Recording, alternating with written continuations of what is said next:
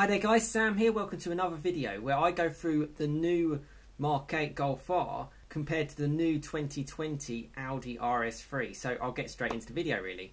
So yes, you join me once again for another video. I'm still keeping up with these daily videos during lockdown here in the UK. I hope everyone's well. It's a really nice Saturday morning here in the centre of England. And I would like to say thanks again so much for the support to the channel. And yeah, if you're not subscribed, please subscribe. Please check out my older content. And there's plenty of new stuff to come, you know, the latest on the Mk8 Golf R. I still document my Mk7 Golf R like I've done for the last couple of years. Fast forward content, the Porsche GT4 RS, bit of Porsche content around.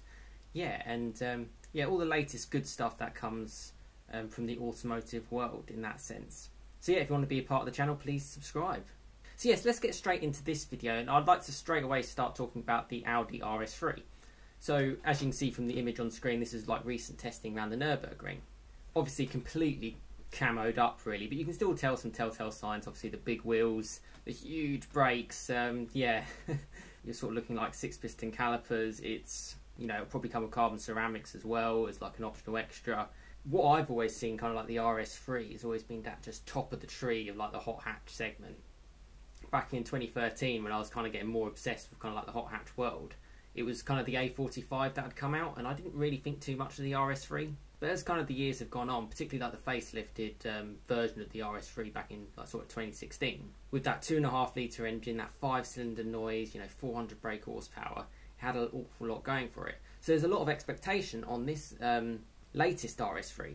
Now, what can we expect from this one? Well, it sounds like it's got the same 2.5 litre 5-cylinder engine that we've had before it, which is great news. A little bit on the negatives is the fact that, I mean, I've watched a video of it going around the Nürburgring. It doesn't sound anywhere near as like, say, like a 2018 model before all the particulate filters and all the emission laws came into place, which is a shame. But it still sounds, you know, okay. Basically, you know, you still know it's a special engine, but just not quite. It's not shouting or screaming as much as it previously did. Power-wise, you'd think that they would increase it a little bit, potentially sort of 420, 430 brake horsepower. You've got the 4-wheel drive system, not exactly too dissimilar from the Golf R, the Haldex system. It's all very Audi, and it's all very part of the sort of the VW group. So why am I kind of comparing this to the Mk8 Golf R, which you've obviously seen if you follow my channel? I kind of follow the latest updates on that car. Well, simply because I generally do think it's a rival. Okay, the price difference is going to be different. In the UK anyway, you're probably looking at anywhere from around £10,000 to £15,000 difference in price. Let's just say the Mk8 Golf R is around sort of £36,000. You're not going to get too much change out of about 50 grand out of that RS3, so price is a big thing. But then for that price you do get, well, you're going to get an extra 100 brake horsepower, you get the Audi badge, which is obviously more premium than the VW Golf in the RS3, the A3, you get Audi interior, you get all of that kind of stuff as well, and you're going to get a car which is probably 0 to 60 3.5 pretty comfortably, which is just incredible. And an incredible one-person car. I mean, that could just do anything. And actually, watching shots of it around the Nürburgring, I was actually relatively impressed. Okay, that Audi test drive is really giving it some. And I'll leave a link to where I've seen that video from in the description to this video. So what would make you kind of choose between one and the other? Well, one thing is the price difference. If you want to save a bit of money, that's one thing.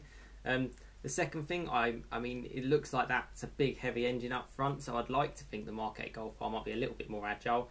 Slightly less quality material, so it's less sort of weight, I guess, in that sense. And there's always been sort of like this notion of Audi steer where it just understeers off because it's got a big heavy engine up front, whereas the Golf could be a little bit more agile. So there's those things inclined as well. Running costs and servicing costs are also a huge thing. The Golf is going to be far superior on that side, and I think it's always great for sort of Golf R owners that it kind of, they've always been sort of punching above their weight. You know, I've always still seen them in the bracket of an A45 or a RS3 because they've been that good. You know, my friends and stuff, I'd never sort of felt out of place or driving around next to an RS3 or, you know, next to an A45 or a CLA45 or anything like that. It was certainly right up there with the best of them. So let's just go through some more shots of the new Audi RS3 because this is more recent than the Golf R. The Golf R we seem to see in a less disguised mode, whereas this car is sort of hidden up. You can see it sort of leaning on the front left tyre there in that screenshot. So, I mean, that test driver really pushed it hard. And it looks quite, I mean, it clearly looks like a car that can be very understated if you wanted to, and that's kind of where they're going with. Again, an Audi RS3 not too far away from me, sounds fantastic. It's a bit of a shame this isn't going to sound that good, and maybe that means that it's not going to be able to justify that extra price hike. So it's going to be interesting to see what people think of that. But, you know, let me know in the comments what you think that's going to kind of cause in sort of this hot hatch world. A side-on shot then of the RS3, you can see those huge brakes, immense stopping power.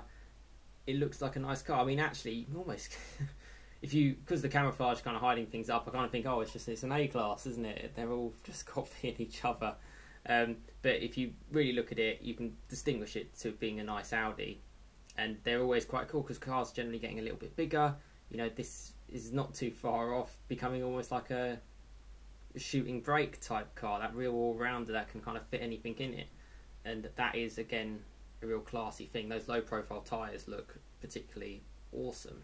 And yeah, the final image I kind of want to end you on with the RS3 is obviously it's got those two oval exhausts, the noise coming out of the back, it's unfortunately muffled, and even flat out on the Nürburgring you can still hear more tyre squeal than you can noise from the engine or noise from the exhaust. And I get it because that was quite a hot day when they were testing, but it is a real shame. But you still get the benefits of that 5-cylinder motor. It's going to pull hard, it's going to do something different than the 4-cylinder competition in that sense.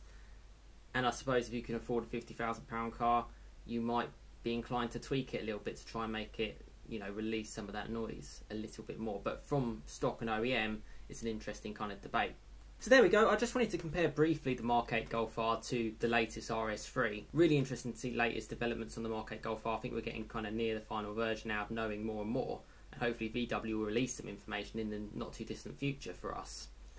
I'm still hoping Goodwood Festival Speed goes ahead because I tend to always attend that every year. Last sort of 5 years I've gone. So, you know, I'll keep bringing the latest here as well. It'd be great to see it. Might get to see more on the Audi RS3 as well, because it's all part of the same group. I always mention that I miss the fact that VW didn't make the Golf R400 or the R420 with that 2.5 litre engine, essentially in a Golf R. I think that would have been a real cool special car, certainly something I would have liked to have bought. But yeah, the RS3 is kind of where it's at. It's the top of the tree. And it's going to be interesting to see how it goes. You know, will it improve on the last one?